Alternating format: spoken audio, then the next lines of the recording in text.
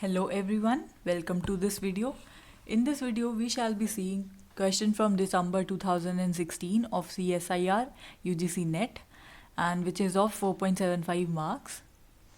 They are asking which of the following are the characteristic numbers and the corresponding eigenfunctions for the Fredholm integral equation whose kernel is given to be this.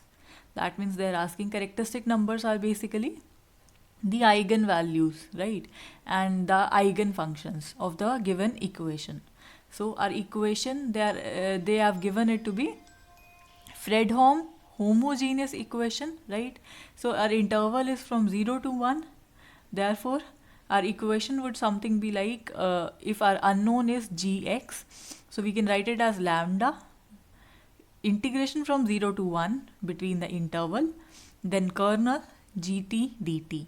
Now we can split this interval 0 to 1 as 0 to x and x to 1. We can do that, right?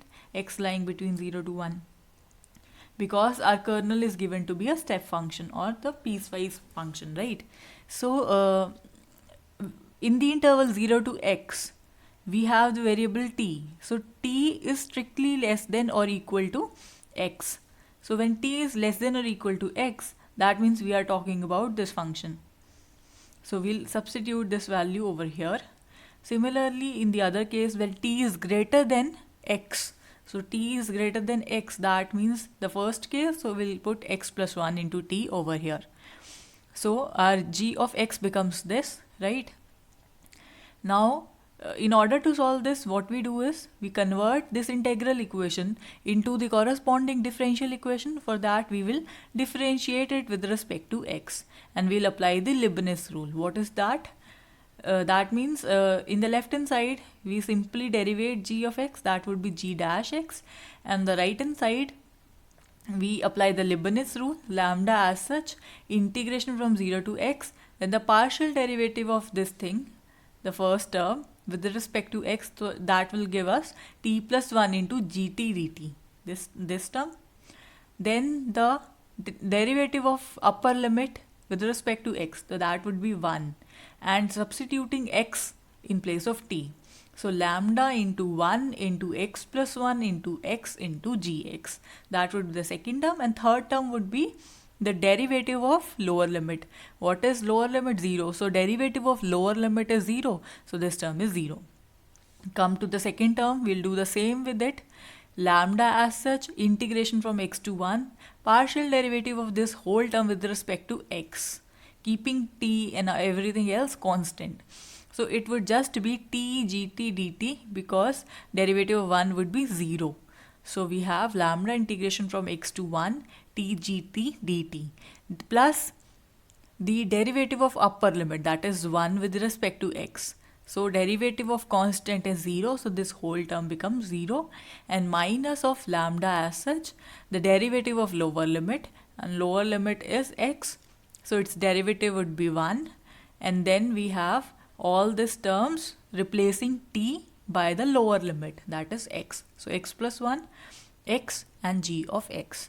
So now this terms cancels with this term, right, being same and of the opposite sign. So we are left with g of x as this. So mark this as equation number 2. Now because we have integral yet, right, so what we do is we again differentiate it with respect to x. We have d g double dash x, and here we'll again have to apply the Leibniz rule. So lambda as such, right, integration 0 to x as such, and the derivative of this whole term with respect to x. Now you see there is no x, so the first term itself is 0, plus lambda into the derivative of upper limit, that is 1, and here replacing t with x, the upper limit. So it would be x plus 1 g of x, and minus the derivative of lower limit, and that is 0, right? Similar is the thing with the second term. Integration from x to 1, derivative of this with respect to x, there is no x, so it would simply be 0. Derivative of constant upper limit, that would be 0, and the derivative of lower limit, that would be lambda x dx. So our differential equation becomes g double dash x is equal to lambda g of x. In other words, we can write it as like this, right? Now in order to solve this differential equation, what do you need? You'll get two constants when you solve this. So therefore, you need two boundary conditions, right? So how do we get two boundary conditions? We'll look for g of 0, right? We'll look for g of 0, g dash of 0, g of 1 and g dash of 1. Why at 0 and 1? Because these are the end points, the intervals, right? 0 to 1 in which x belong. And we'll see what is the relation between these two. Do they form some equation? And these two.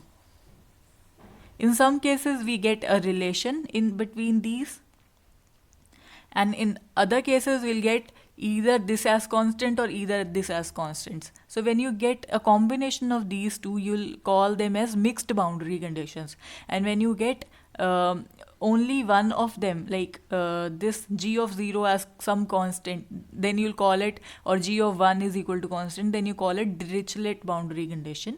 And when you only get this derivative as some constant, then you call it Newman boundary condition. When you get both, the combination of these, some multiplied by some constants, is equal to something, right?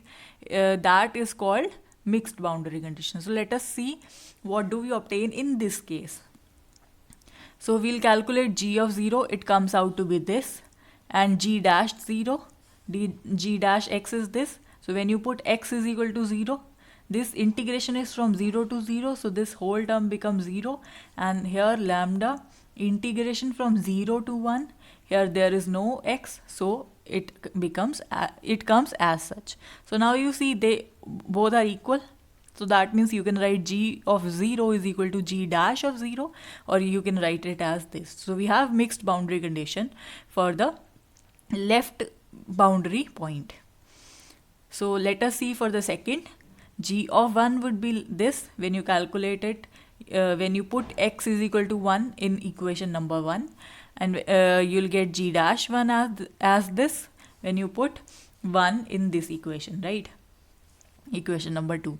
Again you see these two are equal, so we have the same condition at the right boundary also. So these are the boundary conditions, and this is our differential equation. Now depending on the value of lambda, we would have different eigenvalues and eigenvectors.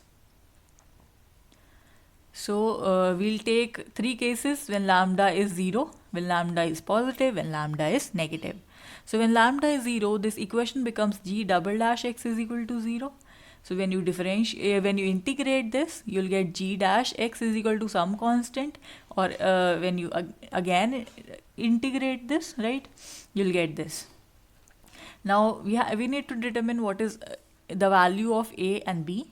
For that we'll use the two boundary conditions. So g of 0 minus g dash of 0 is equal to 0. This gives you b minus a, because what is g? G is ax plus b. When you put x 0, you will only get b. And what is g dash 0? It would only be a. So from here you get a is equal to b. Similarly, when you apply the second condition, you will get b as 0. So b is 0, that means a is also 0. That means the given function g of x becomes 0. So we are not looking for the 0 solution, the trivial solution, but we are looking for the non-trivial solution. That means the solution other than 0. So in this case we only get the trivial solution. So let us look at the case when lambda is positive. That say it is equal to k square. So our equation in that case becomes g double dash x minus k square g of x is equal to 0. So the corresponding auxiliary equation becomes m square minus k square is equal to 0. What is m? M is equal to plus minus k. Solving this, we get this. And for when m is distinct and real, in that case our solution is written like this. This comes from differential equations. We can take the derivative. The derivative would be this. right? Simple. Now, in order to evaluate A and B, we need two conditions. First is this one. When you put all the values, g of 0 would be 0 here, 0 here, so you will get A plus B only. Similarly, g dash 0. So one is this relation and another is this relation, right? You can solve this, I guess. Now, in order to calculate the values of A and B, we can write these two equations as this is homogeneous system of linear equations. So the coefficient of A in the first equation, let us see this. The coefficient of A would be 1 minus k. So here it is. And the coefficient of B is 1 plus k. So here it is. Similarly, in the second equation, we have E minus ke. So the coefficient of A is E minus ke. And the coefficient of B is E raised to power minus 1 plus k e raised to power minus 1. So this is the second coefficient of B, right? So this is the system. Now, the only non-trivial solution for this system is when this determinant is equal to 0. You need to check this result in linear algebra, right? So now we'll calculate the determinant. So calculating the determinant and equating it to 0, you'll get k is equal to 1 or minus 1. These two conditions are only possible. If these two is the case, that means lambda is equal to k square, which is equal to 1 in both the cases. So when k is equal to 1, in that case our b becomes 0. When k is equal to 1 or minus 1, if you put it over here, you will get b as 0 in this equation. So if you get b as 0, what is our a? Or the solution then becomes a into e to the power x, where a is arbitrary. Therefore, if we take the eigenvalue to be 1, lambda, which is equal to k square, right, which is equal to 1, right? So eigenvalue 1 corresponds to eigenfunction e to the power x. If you take a to be 1, so this is the eigenfunction. Therefore, option A is also correct. Let's see at our options. So option A, this is the correct option. Let us see at the third case, right? When lambda is negative, in that case, when lambda is negative, in that case, what do? We take lambda to be minus k square.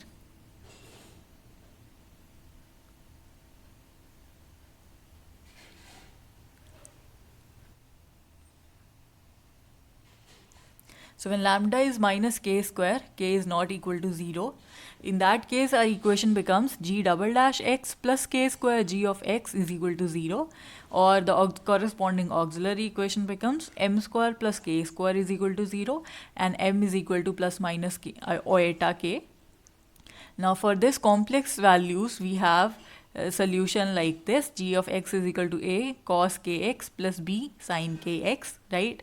When we take its derivative, it becomes this, right? So now, in order to evaluate the value of constants a and b, what do we have to do? We have to apply this condition. We have to apply both the boundary conditions. When applying the first one, you will get a is equal to bk or a is equal to bk, right? And when you apply the second condition, we will get this condition, right? So again, we have two equations containing a and b, whose right hand side is 0. So we can write it as a system, this system of equations like this in matrix form, right? Again, in order to calculate the non-trivial solution, we should have the value of determinant as 0. So when you calculate the determinant, it would be sin k minus k cos k. And then you multiply these two with a negative sign, you'll get this. This term cancels with this term. So we are left eventually with this thing. So now two cases are there when k is equal to minus 1 or sin k is itself equal to 0. When k is equal to minus 1, we again reach at this case, which we have already discussed. So let us concentrate on this one. When sine k is equal to 0. So when sine k is equal to 0, this is only possible when sine k is equal to n pi, where n is plus minus 1 plus minus 2 and so on. Therefore k is equal to n pi with n is equal to plus minus 1 plus minus 2 and so on. Therefore what was our lambda? Lambda was minus k square, right? Lambda was minus k square. Therefore what is k? N pi, so it would be minus n square pi square. So this is our lambda. These are the eigen values or the characteristic numbers, right? And our solution g of x was a cos kx plus b sin kx, right? Now we already saw that a is bk, so where b is some arbitrary, because we can take any value for b. And what is k? K is n pi. So g of x then becomes, if we take b to be 1, because b can take any value, we can take particularly b as 1, right? So gx would become n pi, because k is n pi, cos n pi x plus b is 1 sin n pi x. So this is the thing where what is n? Plus minus 1 plus minus 2 and so on, right? So now we need to check for cases when n is equal to 1 or n is equal to 2. When n is equal to 1, it becomes, lambda becomes minus pi square, and the corresponding function when you replace n as 1, it would be pi cos pi x sin pi x. So this is the thing. And so this gives us option 4th as the correct option, minus pi square as the eigenvalue and pi cos pi x plus sin pi x, this as the eigenfunction. So this is also correct. So that means this is wrong. Option B is wrong. And for when you put n is equal to 2, you will get lambda is equal to minus 4 pi square. So that means g of x would be this.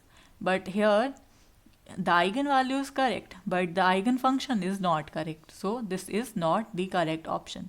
So the only correct options are A and option D. Now this was the proper way to do this question, complete solution.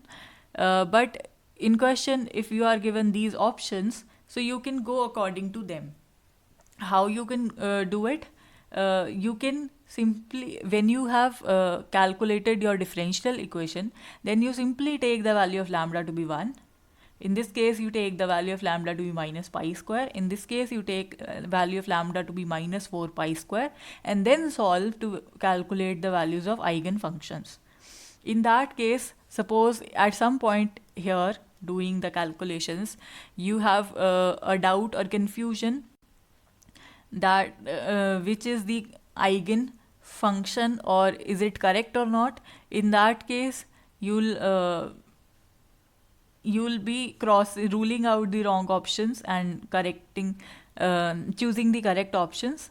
So in that way you can save time. But the general way to calculate all the eigenfunctions and all the eigenvalues, calculating it in a general way, so this is the method. I hope you understood it. So that is it for this video. Thank you for watching.